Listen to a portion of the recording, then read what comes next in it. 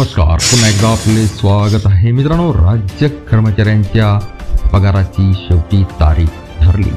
कर्मचाऱ्यांचे वेतन व थकीत इतर देयके करण्याकामी अनुदान वितरण करण्यात आलेलं आहे।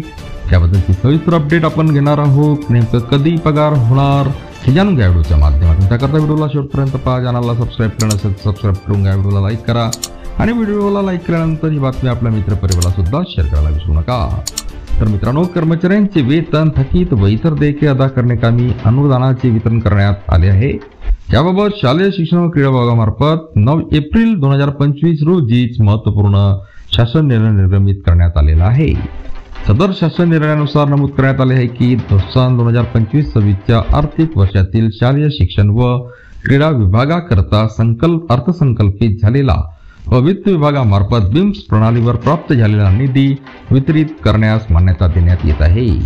यामध्ये राज्यातील प्राथमिक शाळा, नगरपालिका शाळा, जिल्हा परिषदांचे प्रशासकीय अधिकारी, शिक्षकांचे प्रशिक्षण, सर्वसाधारण शिक्षण, अशासकीय शिक्षणशास्त्र कनिष्ठ महाविद्यालयांना सहाय्य, अशासकीय शिक्षणशास्त्र कनिष्ठ महाविद्यालयांना परीक्षा अनुदाने, जिल्हा परिषदांना अस्थापने अनुदाने,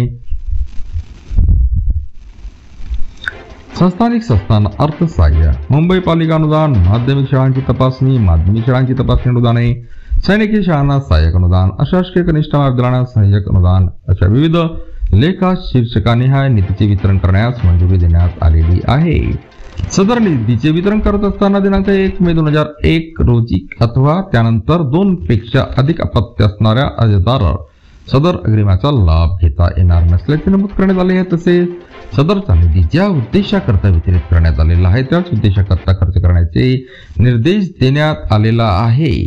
तर मित्रांनो, पुन्हा भेटूया पुढच्या व्हिडिओमध्ये नवीन अपडेट घेऊन। तोपर्यंत धन्यवाद।